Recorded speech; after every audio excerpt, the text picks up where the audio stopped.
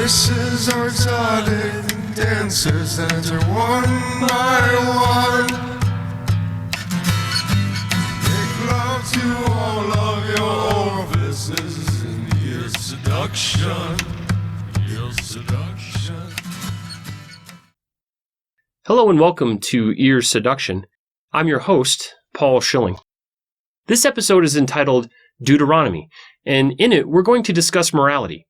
Here I will lay out the foundation of an evidence-based moral system from which we will then build upon in the second half of this series called Book 2, the New Testament.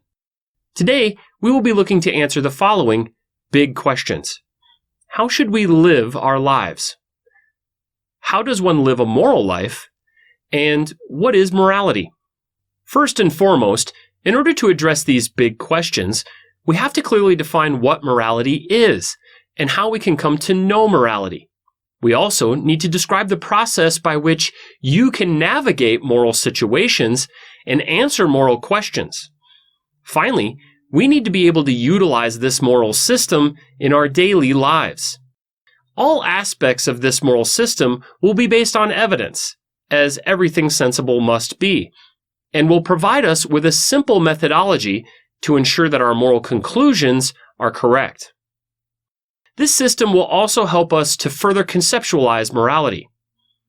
Please note that I won't be answering any specific moral questions, nor will I be setting any moral parameters at this time. I won't be prescribing any morality to you, just describing the mechanics used to provide moral answers and the goal and basic concepts of morality. Therefore, this episode will be descriptive in nature. Once you understand the foundational elements of a moral system based in evidence, science, and humanity, then we can begin to answer all your specific moral questions and set moral parameters in Book 2. There, I will give you a prescriptive account of morality based on the best evidence that we have to date. And there, we will discover the moral truths that have been so hard fought throughout human history.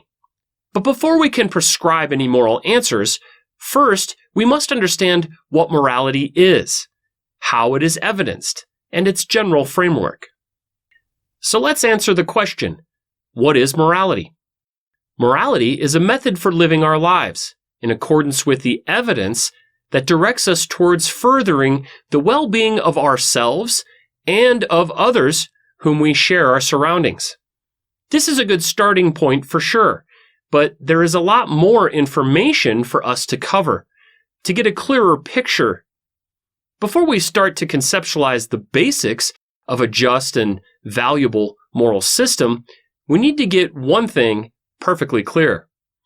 Whatever answer we provide, it will be based on humanity. Just like planetary science is based on planets, morality must be based on humanity. Unlike the sciences of physics, chemistry, and geology, the subject matter of morality is us. We need not look to the stars to answer how humans ought to behave or think or feel about one another, nor should we look underground. Answering moral questions will be a lot like answering questions of human psychology, sociology, anthropology, economics, physiology, neurology, and medicine. In order to find out moral truths, we first have to look at ourselves and each other. It should not be a surprise to you that every moral system ever conceived has something to do with how human beings should act, think, and feel towards one another. The moral system I promote will look to do the same, only we will rely solely on evidence to guide us towards moral truths and certainty. So it will be human beings that we will study. Human beings will answer the moral questions asked. Human beings will be the subjects of our moral experiments. Human beings will make up the data sets that we generate and query when we look to answer our moral questions. And finally, it will be human beings that interpret the data, analyze the facts, and compose the scientific theory of morality, just like every other field of scientific study. But unlike many of the other sciences, human beings are going to be looking directly at themselves and we have to take a long and sober look. Let's start this process by laying the foundation from which we will build our moral system. The best way I've discovered to think about the most basic aspect of morality is to picture in your mind a straight, horizontal line with an arrow on each end. On the left, there is suffering, and on the right, there is flourishing. Think of both suffering and flourishing as absolutes, the worst of the worst and the best of the best, respectively. Now, place a dot somewhere on the line. That dot is you. Your goal is to move towards flourishing and away from suffering. There are many different actions that you can take to move yourself along this line. These actions can be considered objective. You have beliefs that also cause you to experience mental suffering and flourishing. These beliefs are subjective in nature. So we have objective actions and subjective beliefs. Both can move you along the line. And interestingly, both can affect each other. Your beliefs can affect how you act, and your actions can change your beliefs. So it is safe to say the following: that morality is both subjective and objective in nature, not just one or the other, and that your actions and beliefs interact with each other. They guide each other, they inform each other, and ultimately they work together to shape your experience, both your objective and subjective experience. Let's reconsider that dot for a moment. That dot can be changed to be another person, a group of people, or even humanity as a whole. If you are trying to assess someone other than yourself, simply replace the dot with that person or group or all of humanity. All the decisions you make can be placed on this continuum, and they can all be assessed by how they will move you, your loved ones, or humanity either towards suffering or flourishing. And we can determine which way the dot will move in a surprisingly simple way. The next element of an evidence-based moral system will help us to determine our movements along this line. To answer this, we need to build what I'm calling human data sets. As with any data set, a human data set contains data points. Each data point represents a fact.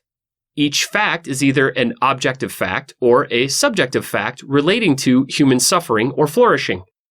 Thanks to science and the scientific method, we've learned an abundance of objective and subjective facts regarding humanity. So science has already provided many human data points that we will need to collect into our human data sets. These human data sets can then be collected together into a human database. We can then query this human database to answer our moral questions. There are a few difficult ideas that we must come to terms with if we're going to create a science of morality like I'm suggesting. The first is that we need to do the hard work and collect data for our human data sets.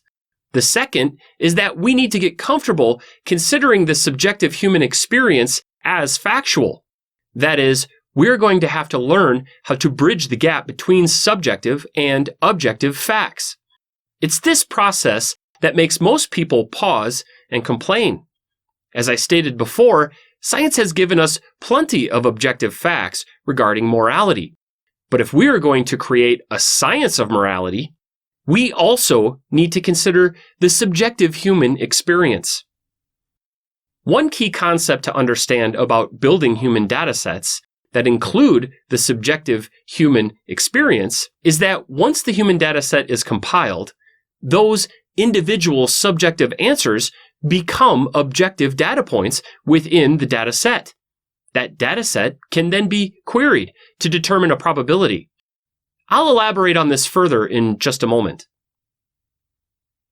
Now, let's discuss some objective moral facts. It's a matter of fact that it is worse to be dead than alive. It is a matter of fact that the killing of a person causes them suffering. It is a matter of fact. It is not just a moral intuition, and it is not just a subjective preference. Murder causes suffering. Suffering that can easily be quantified by collecting the facts of the murder. Perhaps a certain amount of blood was spilled or a human being's head was hit a certain number of times with a hammer. These are examples of objective facts. Pints of blood or fractures to a human skull. These objective moral facts are definitive proof that a human has been suffering. Suffering so badly, in fact, that they died. It's important to note here that the moral facts that murder generates are fully independent of how the murderer feels about committing the murder. It doesn't matter what the murderer believes about morality. The only thing that matters are the moral facts. Did someone suffer? The moral facts above would indicate that someone in fact did.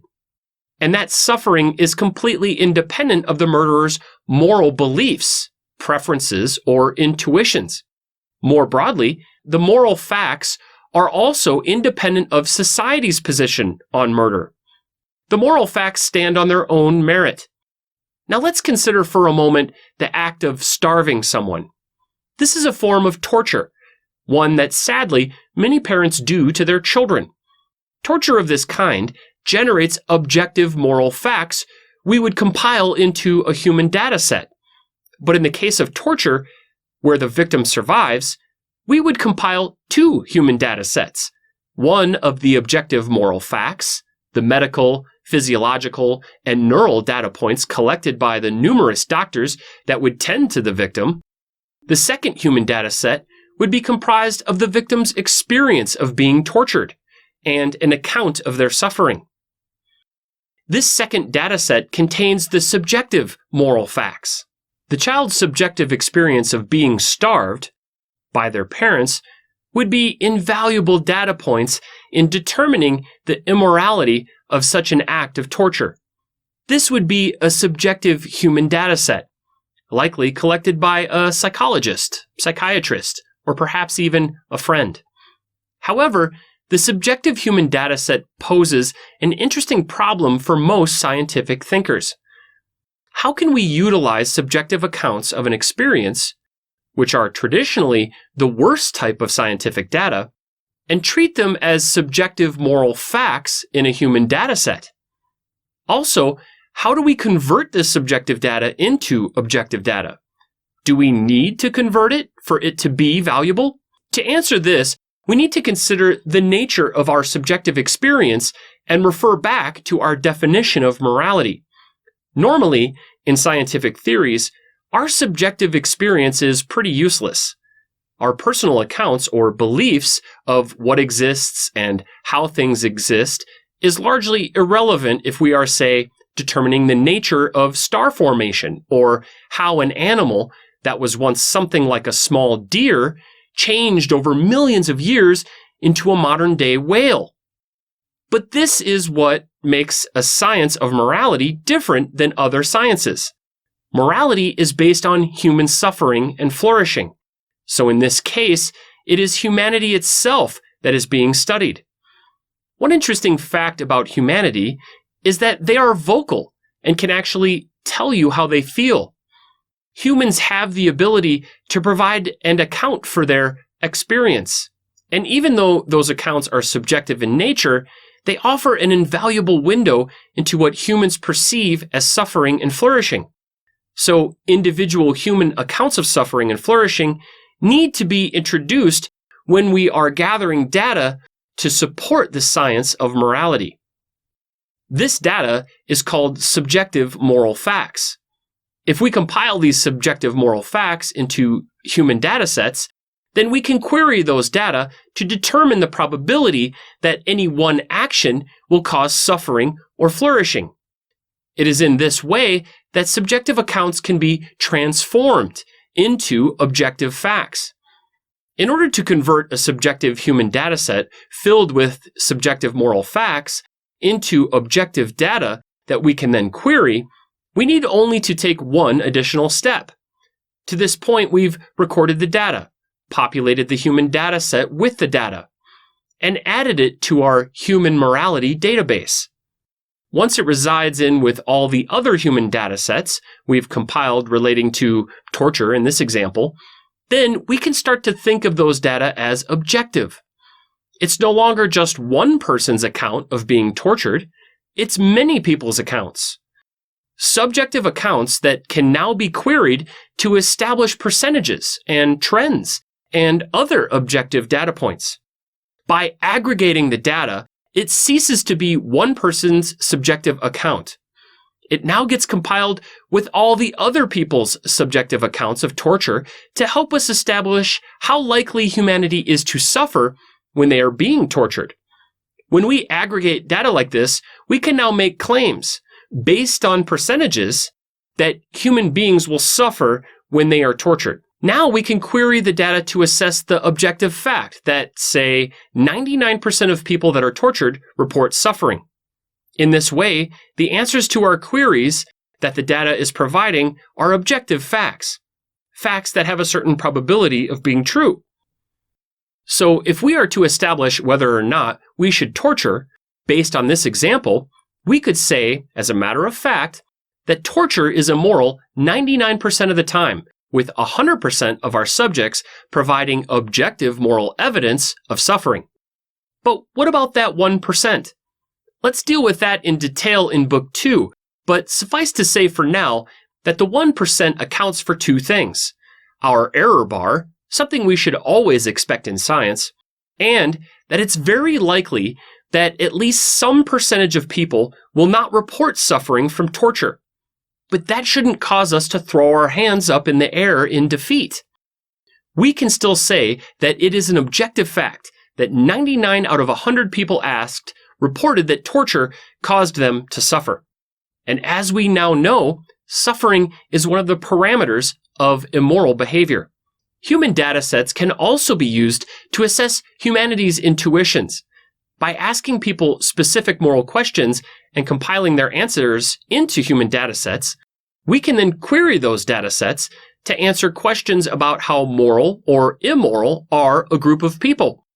We can also determine differences in moral norms and preferences between different cultures.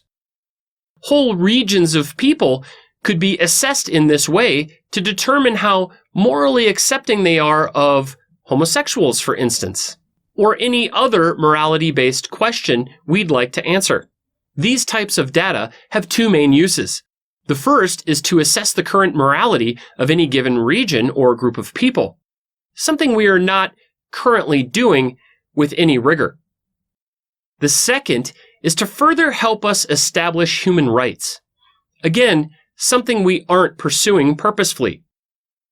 What we are compiling currently, that I would relate to the human data sets I'm proposing, are a type of human data set that is completely descriptive in nature.